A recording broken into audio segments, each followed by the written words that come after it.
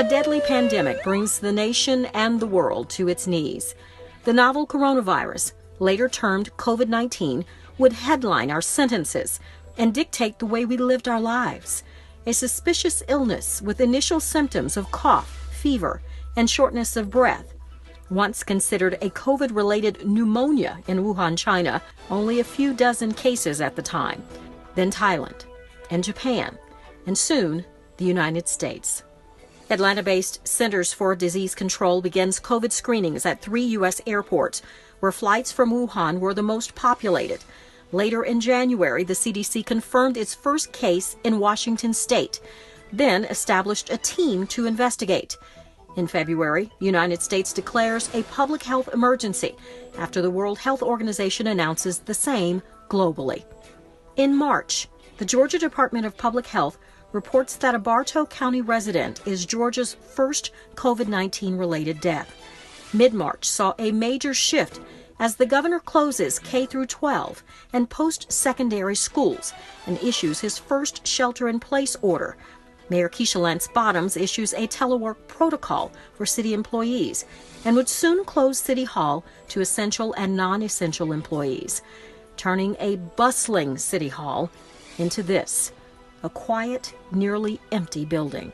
The race for a national vaccine and COVID-19 testing was now well underway. There was still so much unknown. We had a lot to figure out.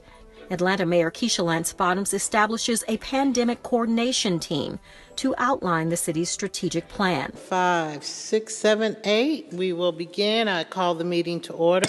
Atlanta City Council meetings left the chamber to find a new temporary virtual home. Town halls would be remote. Senior walk events would be executed via computer. Even the planting of trees would be done while masked and socially distanced. The mayor issues an executive order creating a $7 million emergency fund to help those impacted by the virus. Food programs, help for the homeless, small business support, and help for others adversely impacted. Congress passes the CARES Act, providing emergency relief checks to Americans as the United States registers 100 deaths from COVID. 4 firefighters with Atlanta Fire Rescue test positive for COVID-19. Sergeant Cortez Stafford tells us the virus led Chief Randall Slaughter to issue a state of emergency. Some of the administrative duties have been reassigned to make sure we have folks out there in the field available to respond to calls. And I think that's important because we have to anticipate that we ourselves, the fire department, may have members that are affected by the coronavirus. New protocols would be implemented for interaction with firefighters, police, and EMTs. Everything had changed. Unemployment rates spike, with the hospitality industry taking the largest hit. Before you recover, you have to, endure. And that's what businesses are doing right now, is they're trying to make plans to endure what we're going through. April, May, and June would see a combination of slowdowns and surges in cases, those also disproportionately impacting communities of color. Despite the restrictions, the nation gathered in protest upon the death of 46-year-old George Floyd, an African-American man who was killed as a Minneapolis police officer placed his knee on his neck for 8 minutes and 46 seconds. Protests are believed to be connected to an increase in COVID cases. As hospitals became overwhelmed, there were shortages of ventilators, face shields, masks, and other important personal protective equipment. People from across the country would begin making masks for themselves and others. Councilmember Jennifer Ide and family would even join in to help, and Emory would engage in a major clinical trial involving a COVID-19 vaccine from Moderna and a drug called remdesivir. Hello, I'm Atlanta City Councilmember Howard Shook.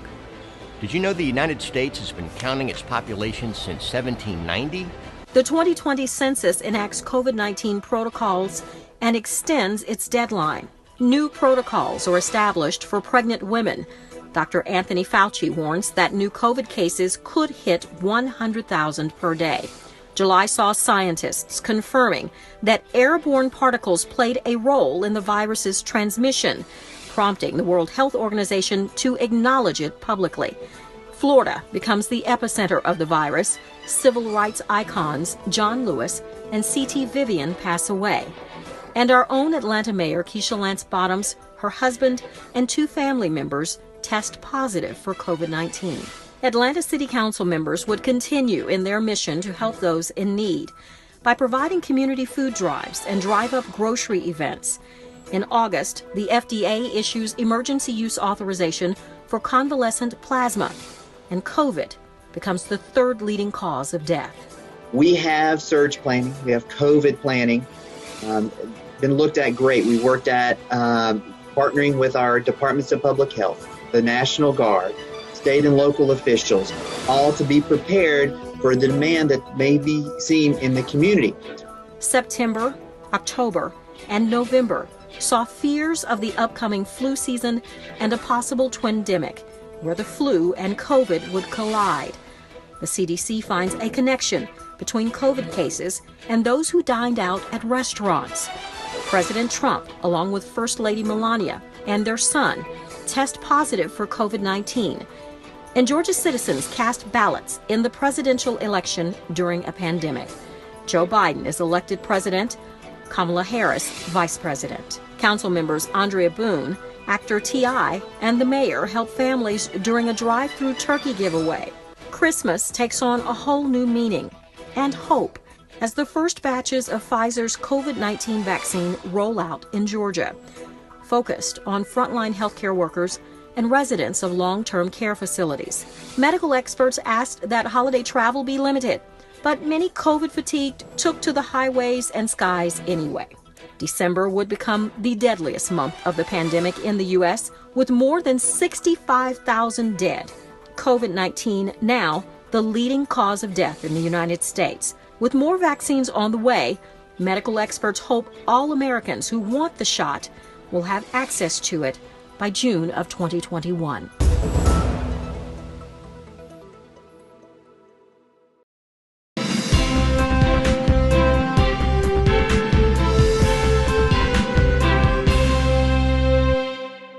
The Atlanta City Council adopts legislation ratifying the mayor's executive order directing the investment of $50 million in new bond funding to produce and preserve affordable housing in Atlanta. The order directs both the Chief Operating Officer and Chief Financial Officer to take actions necessary to request the issuance of the Series 2021 drawdown bonds in an aggregate principal amount not to exceed $50 million, and the authorization and pre-validation of additional bonds in the aggregate principal amount not to exceed $100 million. The Council says yes to a resolution requesting all relevant city departments modify painted and printed icon signage denoting accessibility for persons with disabilities to show a more action-oriented representation of the disability community on public property. The Council approves a resolution to create the City of Atlanta Enterprise Resource Planning Steering Committee to provide responsibility and oversight in improving performance and delivery of city services. For more recently approved legislation, please visit our website, citycouncil.atlantaga.gov.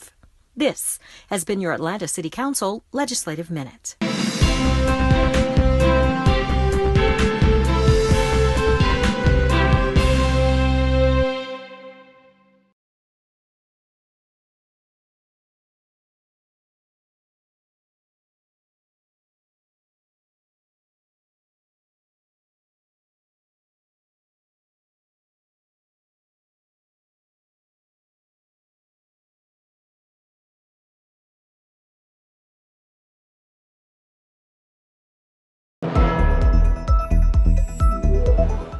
Welcome to Stay at Home Connect. I'm Phyllis Jackson. Georgia's Department of Public Health reporting its first case of the COVID UK variant.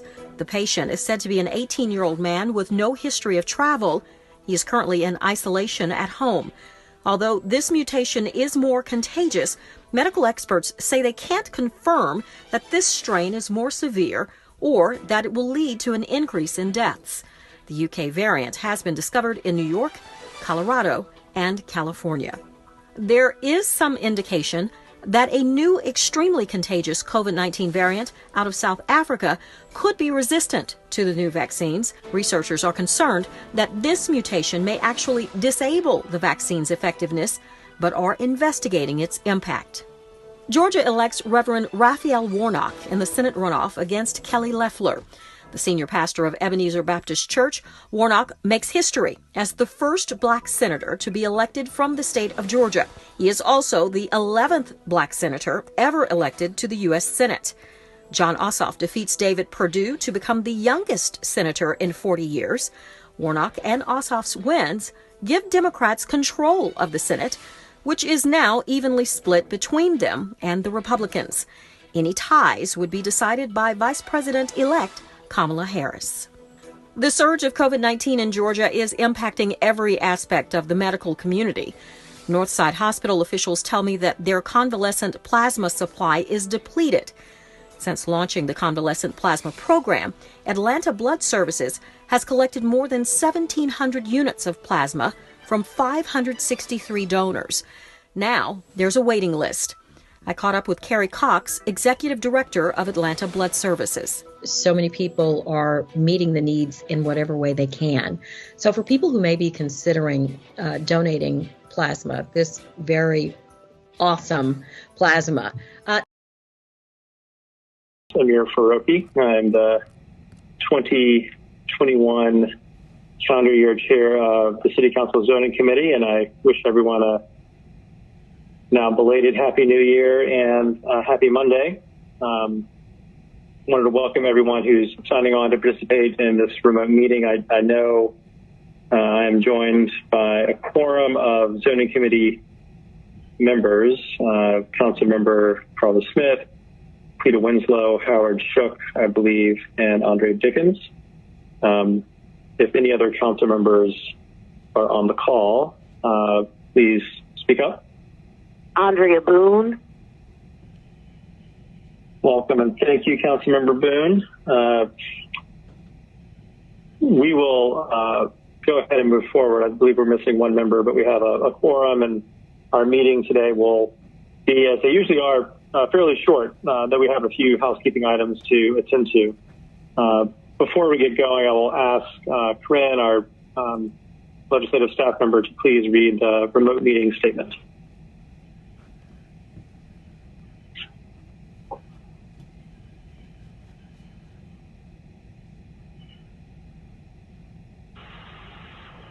Ms. Lindo, are you there?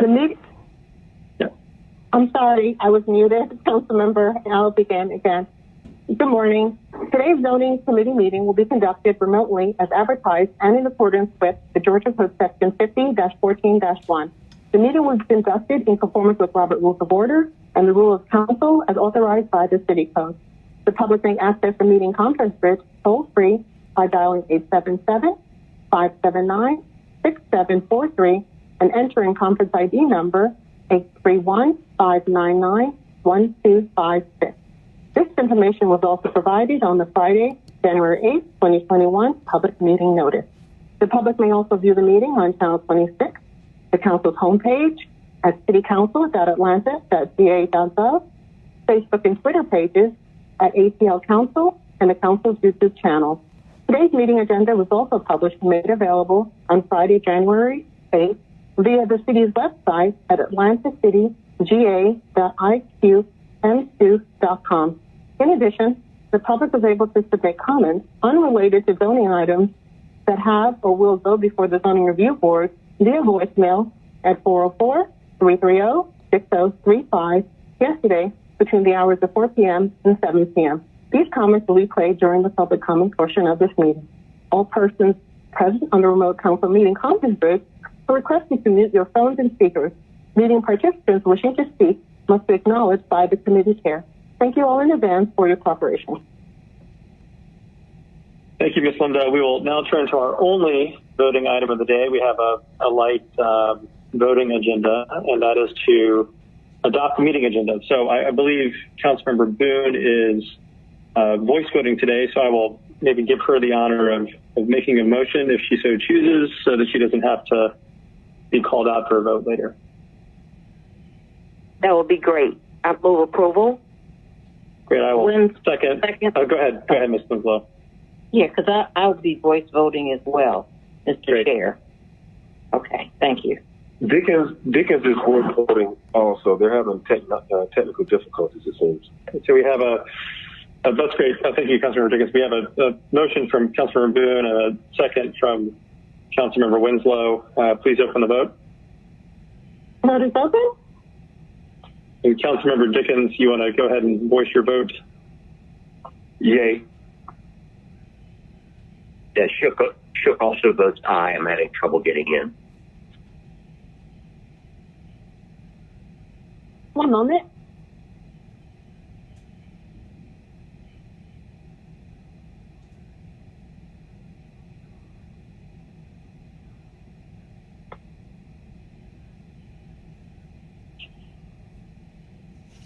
The vote closed. 5 yeas, 0 nays. The agenda has been adopted.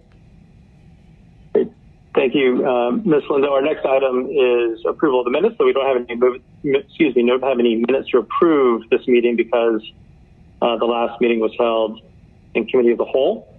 So our next item is election of the 2021 Zoning Committee Vice Chair. I have asked Councilmember Carla Smith, who has previously served as chair of this committee and done so with great wisdom and efficiency and expertise. I've asked her to serve as vice chair, and I will move to nominate her as vice chair.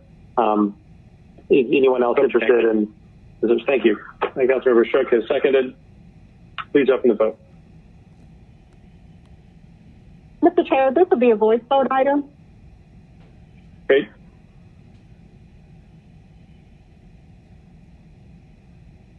Do you want me to manage the voice vote, Ms. Lindo, or do you want to call folks out?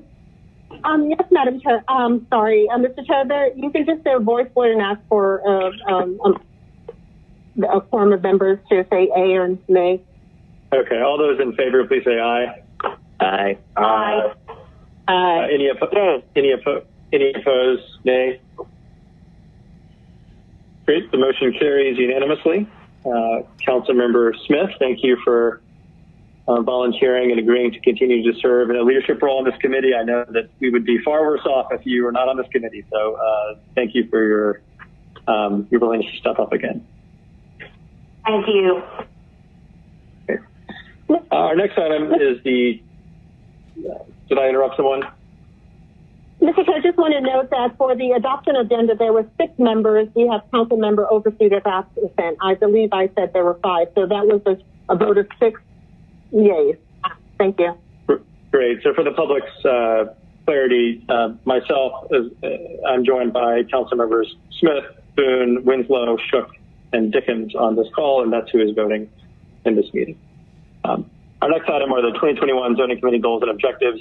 I will send around some suggestions before our next meeting to vote on them, but I will also solicit any suggestions from any of you. Last year, it was largely focused on supporting the Department of City Planning's zoning rewrite, which is a multi-year process and which continues this year. In fact, I'm honored to chair this committee for one reason is kind of to serve in the wake of Councilmember Smith and to serve as previously as vice chair a couple years ago under her. It's just an honor to be on this committee and to serve on it as chair, but really also because this is an interesting kind of narrative moment for the city when it comes to zoning. City zoning codes did not really emerge until the 19-teens and 1920s, and next year, 2022, marks the 100th anniversary of our first zoning code, which was passed in 1922. It did some good things, like maybe separating industrial properties and manufacturing buildings from residences, but it also was really driven by a desire to separate black and white in the city, and you saw this play out in cities across the country. In fact, many of our most beautiful neighborhoods were, in fact, set up to primarily for wealthy white homeowners. At the time, in the early 1920s, that was what are now considered in-town neighborhoods, Ansley Park, Inman Park, Druid Hills, but it extended up to Brookwood Hills and other necks of the woods around the city. It also, interestingly, separated apartment buildings from single-family homes, which we see still today in kind of our legacy framework. But We will be working hand in hand with the Department of City Planning as the rewrite proceeds. Kieta has reminded me that the next kind of public segment of the input being steered by an outside consultant will be in March, and City Planning will be making announcements for when and where and how the public can engage in that process. So I'm looking forward to working with all of you and residents and the department on how we evolve our zoning to be perhaps simpler, clearer, and ultimately more inclusive in how we think about the growth of the city. So look out for an email from me over the next week soliciting any goals you may want to have included in our committee goals, and we will vote on them next meeting. Anyone want to make comments about goals while we have the moment here? Or everyone comfortable communicating over email before our next meeting? I will take silence as we'll vote on this next cycle. Ms. Lindo, if you could please play public comment, that would be great. One moment, Madam Chair. We do have one, Mr. Chair. Greetings. My name is Ron Shakir. I want to comment on zoning. God have mercy on her when she's wrong, that she can be guided to the more perfect light. We have had experience in zoning where it has been very discriminatory. It has been a committee where it has denied people places to live in certain communities. So this history of discrimination should put us all on notice that when there's zoning changes being done or applied by, how is it going to impact or race? How is it going to impact race in our community? How is it going to impact the African American people in our community? We have to be careful and ask these questions. And we have to be able to predict certain things. When we see the gentrification that's occurring in our city today, and we're talking about tiny houses, we're talking about houses in back of houses. We're seeing zoning that's impacting one side of the community more than another, like reentry housing, like medical or prison release or training on one side of the community. And it should be done. And it should be done fairly, these public-private type of rehabilitation. It should be done on all types of towns equally. But when you allow zoning in African-American communities, and you know it's going to impact the population as far as children, you know you're going to impact the elementary, middle, and high schools. And this is something that is racist to its core. And then you create it like it's serving the good of the community when it's nothing more than a public-private partnership. And that public-private partnership is not just to prisons. It's actually bringing these correctional services in hospitals on residential streets. And it comes through zoning. It comes through the NPU. And then the zoning makes the decision. And that decision is not being made with the sensitivity enough of how it's going to impact black institutions in the city of Atlanta. It's political. It deals with institutions, and it deals with housing. And it's racist to the historical core. It cannot be ignored or denied. Do the right thing. Examine the impact of African Americans on this institution and ability to live in communities fairly.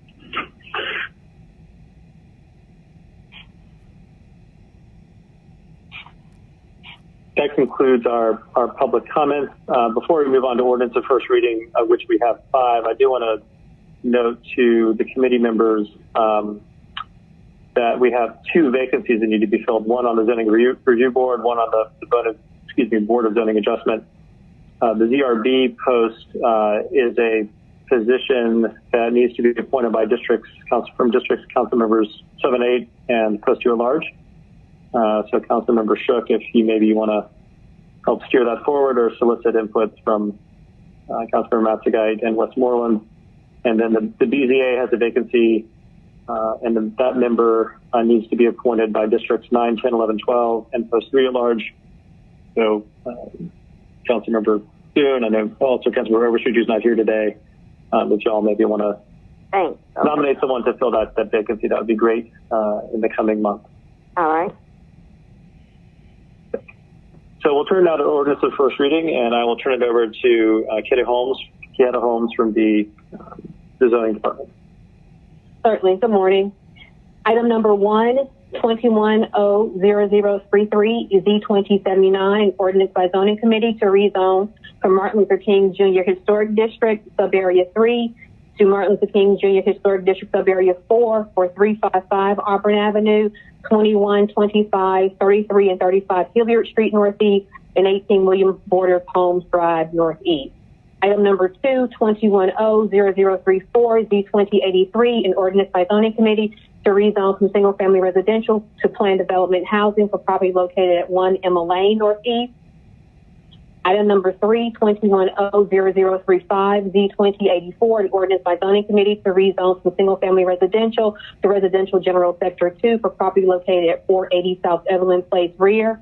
Item number 4, 21-00036, Z2085, an ordinance by zoning committee to rezone from single-family residential and mixed residential commercial conditional to mixed residential commercial for property located at 565 Hopkins Street, 569 Hopkins Street, 13 Ralph David Abernathy Boulevard, and 1319 Ralph David Abernathy Boulevard. And item number 5, 21-00037, U2018, an ordinance by zoning committee for a special use permit pursuant to 1611-005 for outdoor dining at an eating and drinking establishment when any part of such use is located within 1,000 feet of a single-family property or property used for residential use. Terrific. Thank you, Ms. Holmes. Again, these items will come up for the next cycle. We have no papers for second read today, no walk-in legislation. Before we adjourn, I'll just pause to see if any committee members have any remarks or reflections they would like to give before we move on to the rest of our day. Yeah. Mr. Chair, this is Winslow. I just want to, even though we've already passed this legislation, want to commend you for having introduced the legislation regarding allowing restaurants to expand in front of their establishments into parking lanes.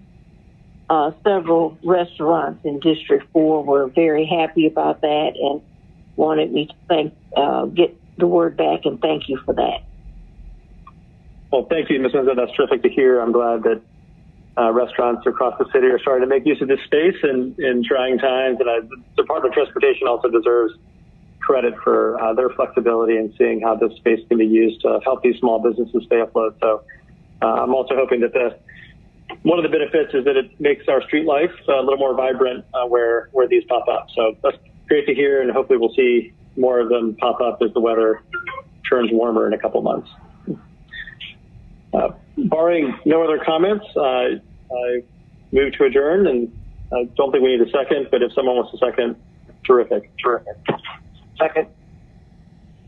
Thank you. Take care, everyone. We'll see each other in 2 weeks. Good meeting. Thank you.